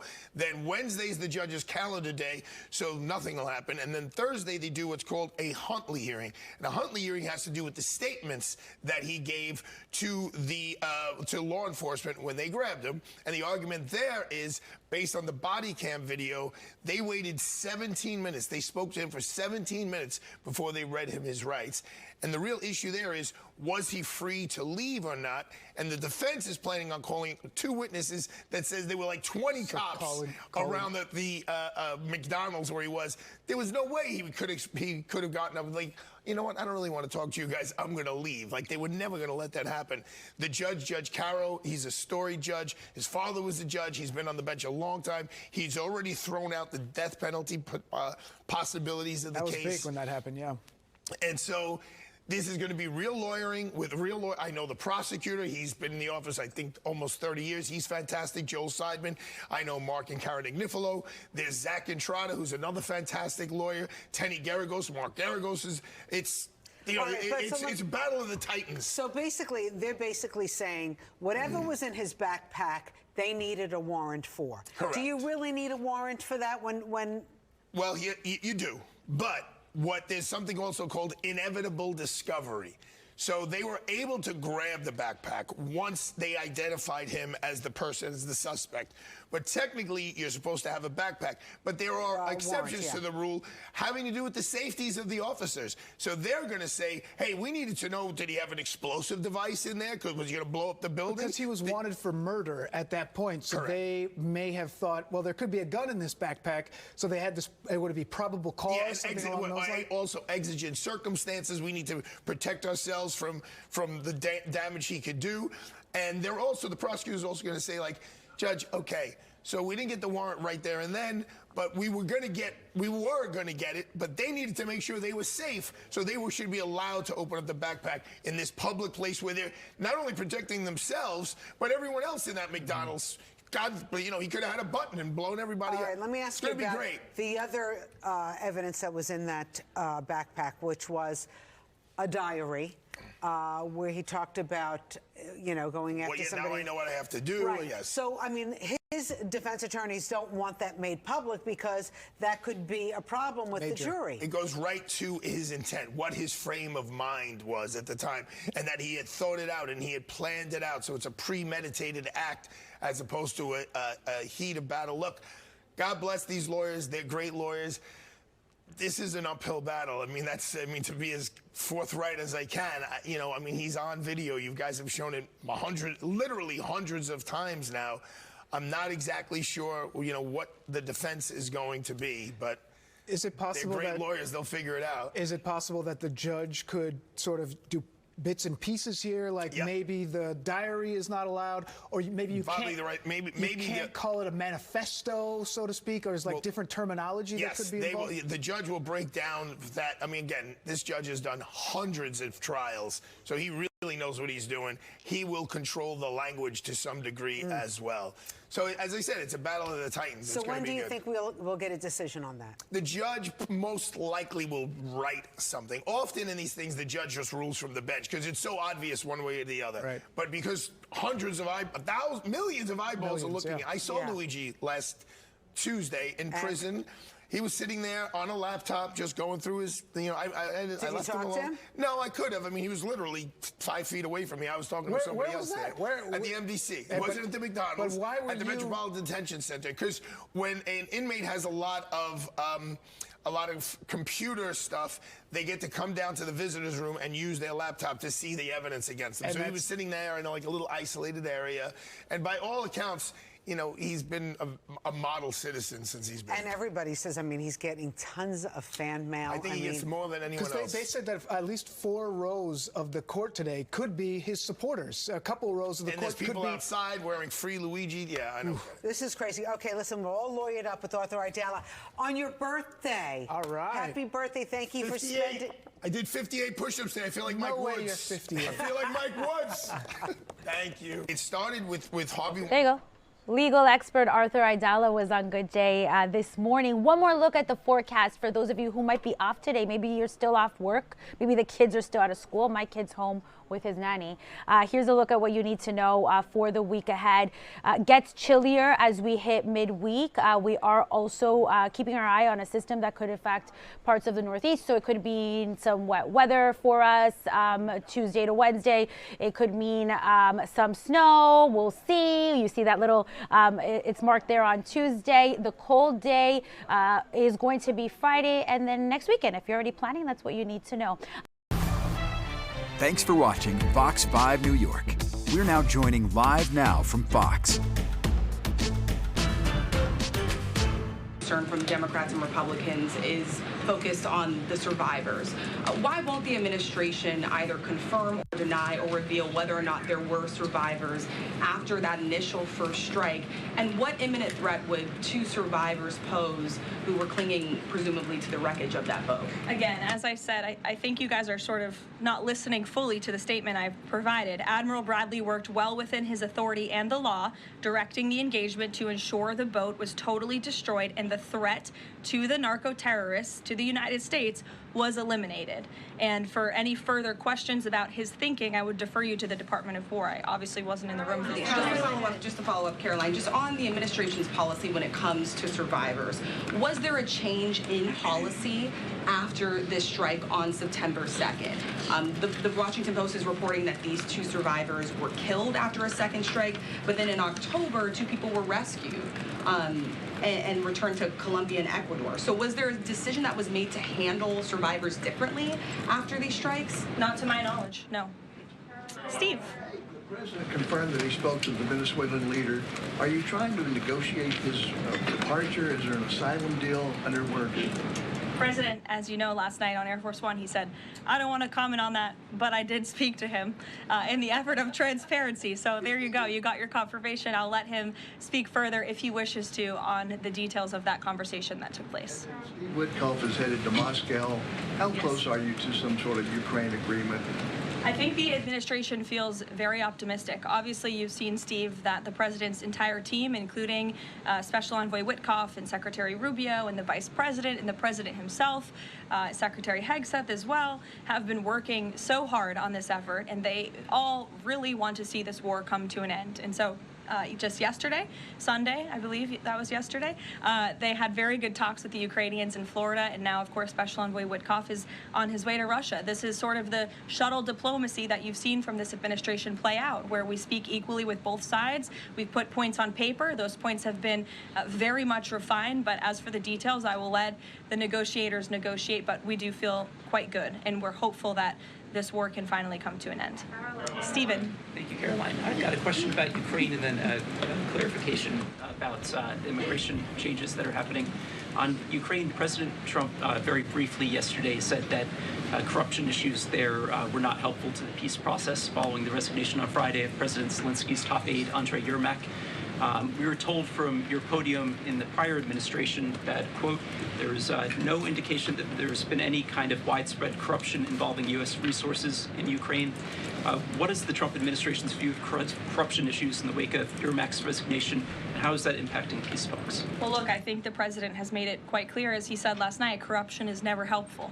And he does not want to see American tax dollars taken advantage of, which is why he has stopped the endless checks that were being written by the previous administration to fund this war.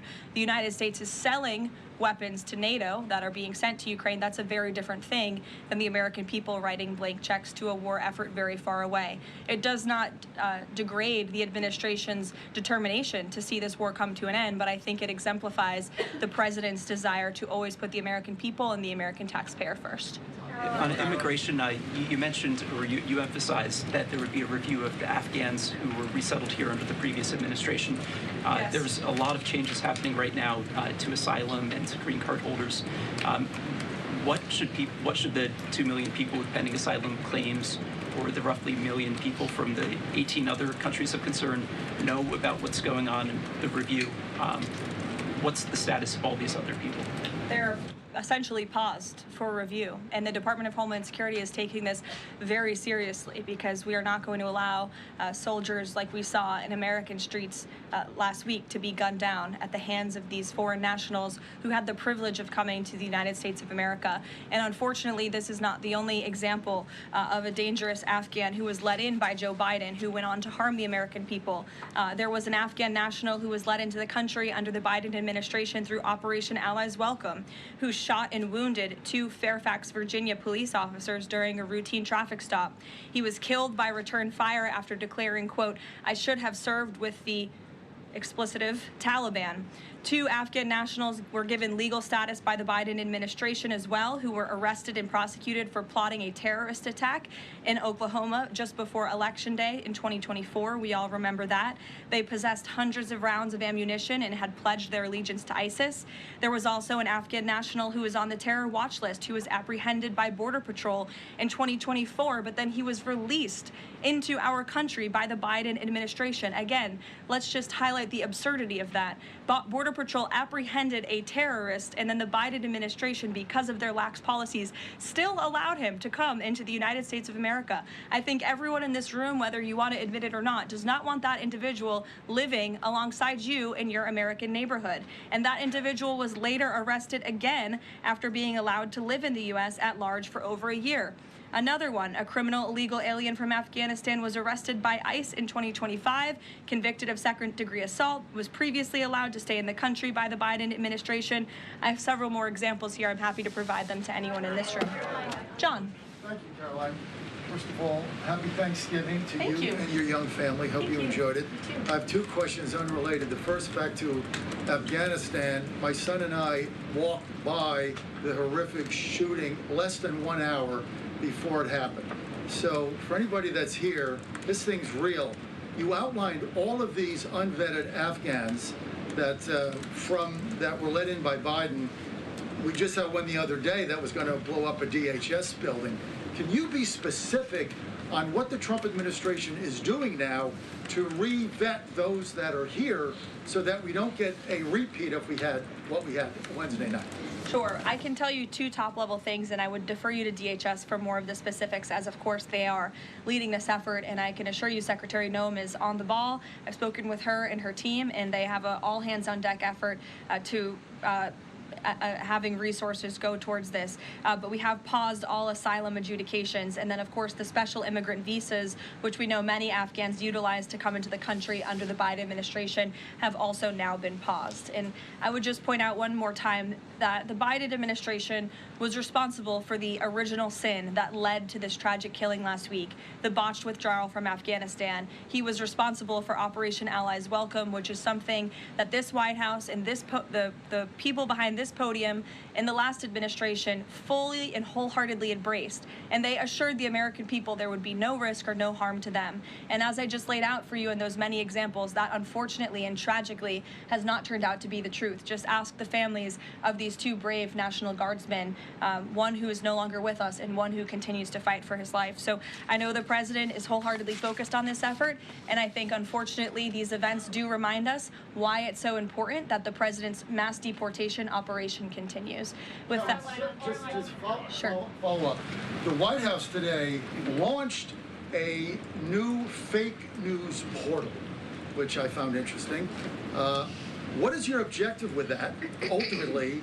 And are you going to name the news networks, and are you also going to name some of the correspondents, some which may be here today? Yes, we are. I'm glad you noticed. Much to the dismay of some of your colleagues in the room, John. And I think it goes to our original promise on day one to hold the media accountable, because unfortunately, and we deal with this all day, every day around here, there are so many fake stories that are unfortunately written that have inaccurate characterizations of meetings that took place, and it's all based on anonymous sourcing.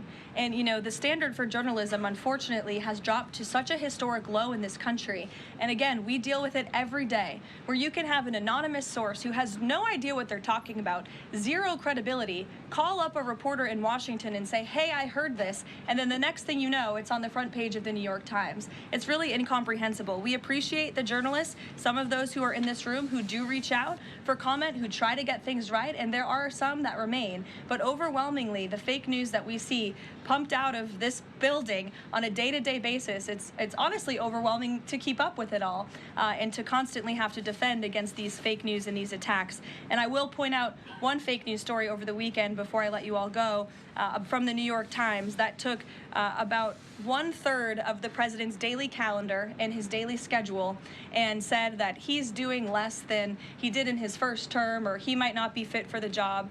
That is unequivocally false, and it's deeply unfortunate that this story was written by the same outlet and the same reporter who wrote this: Biden is doing 100% fine after tripping while boarding Air Force One. Oh, same outlet, same reporter who wrote that President Trump is not fit for the job. Are you kidding me? You all see him almost every single day. He is the most accessible president in history. He is taking meetings around the clock. Another one. Biden declared, quote, healthy and vigorous after his first presidential physical. I don't see headlines like that too often about this president. Again, same reporter, same outlet who wrote falsely over the weekend that President Trump is not fit for the job. I can assure you he absolutely is. You all see that with your own eyes on a daily basis, and the president's physician has now given you all 3 detailed reports on the state of the president's health. So with that, I will leave you all, and we'll see you tomorrow. Thank you. All right, just listening in there, Caroline Levitt wrapping up a very pressing press briefing there from our nation's capital. Lots of questions, as you just heard there from her, about the MRI that was released. Some of the information saying there was a preventative one, saying that the cardiovascular MRI came back normal, saying the hearts and vessels show no signs of inflammation or clotting, but also an abdominal one saying no chronic concerns. But the big takeaway from that press briefing has to be about the questions from reporters about those narco-terrorist boat strikes. Of course, dating back to September the 2nd, she did read out part of it saying Pete Hegseth, the Department of Defense Secretary, authorized. It was ultimately Admiral Bradley, though, that gave the order, saying that it was within the law, lawful, saying a self-defense, also the proximity of it being in international waters. So you also heard there saying Hegseth has briefed different members of Congress as there are some concerns from different lawmakers on both sides of the aisle about these and the subsequent potentially second boat strike on individuals that were in the water. So we're going to continue to follow that, get to the bottom of it. This all coming from a Washington Post report over the last several days. I'm Andy Mack. We're back after this.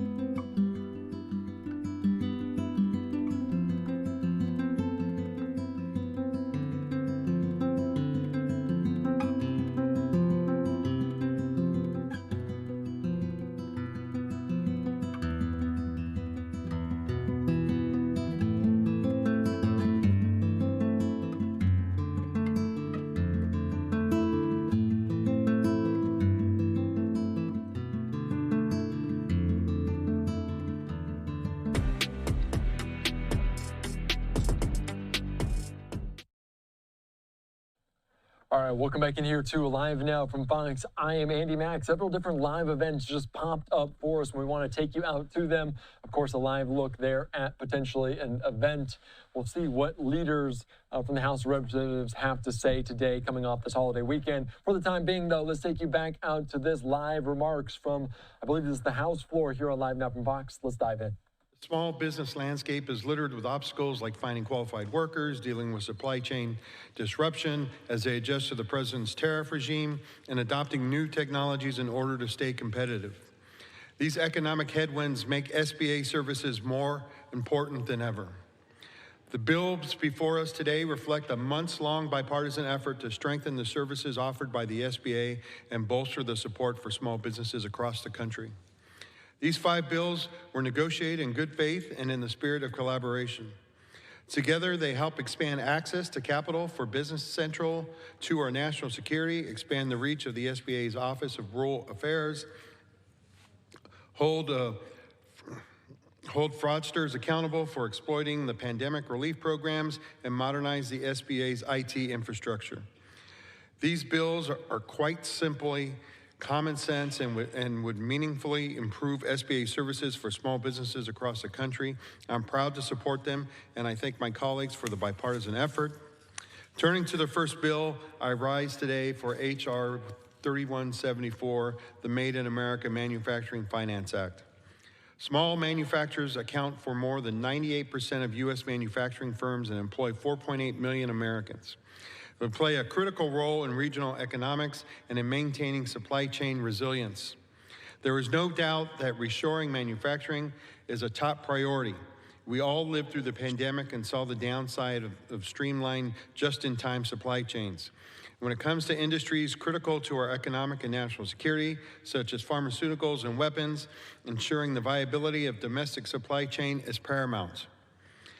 Let's all be honest. As a result of the crushing use of tariffs imposed unilaterally by the president, small businesses are clamoring for options in their supply chains that avoid massive and ever-changing taxes at points of entry.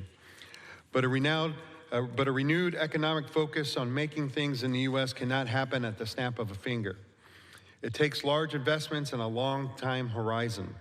This bill is a way to approach filling the gaps in manufacturing financing. It raises the loan limits for the SBA 7A and 504 CDC loan program from $5 million to $10 million for small manufacturers. In fact, helping small firms with the upfront capital investment is one of the main goals of the 504 CDC program. And there is broad support for increasing the loan limits in particular. Whether this is a prudent use of the 7A program is a conversation that is still up for debate. And I look forward to continuing to work through with our Senate counterparts. I support the bill, and I reserve the balance of my time. Gentleman from California reserves. The gentleman from Texas is recognized. Thank you, Mr. Speaker, and I urge my colleagues to support H.R. 3174 to support American manufacturing. I reserve the balance of my time. Gentleman from Texas reserves. Gentleman from California is recognized. Mr. Speaker, I have no further speakers and am prepared to close. Gentleman is recognized. Mr. Speaker, we have no further speakers, and I'm prepared to close, and I reserve the balance of my time. Gentleman reserves. From California is recognized. Thank you, Mr. Speaker. I would like to close by thanking the chairman for his commitment to working on behalf of small businesses to open up avenues of financing for small businesses hoping to contribute to the reshoring of manufacturing. I support this legislation and yield back the balance of my time. Gentleman from California yields back. Gentleman from Texas is recognized. Thank you, Mr. Speaker. I urge my colleagues to support this common sense legislation, and I yield back. Gentleman from California yields. The question is, will the House suspend the rules and pass the bill H.R. 3174 as amended? Those in favor so signify by saying aye. Those opposed say no. In the opinion of the chair, 2/3 being the affirmative, the rules are suspended, the bill is passed, and without objection, the motion to reconsider is laid on the table. All right, you're just listening in to some of the protocols in place coming back after a holiday weekend there. So we're going to continue to watch this here unfold on Live Now from Fox. We do want to make note of what we're expecting there in Washington, D.C. as the House Minority Leader Hakeem Jeffries expected to make some remarks. No reporters there on hand for this, so we'll take you out to it as soon as it begins. Also, in New York City, a court appearance from Luigi Mangione accused in the killing of United Healthcare CEO Brian Thompson last year. We'll see if there's any comments after court ramps up for the day. It's just about 2:15 or so on the East Coast, so likely still ongoing for the time being. All right, we're back after this.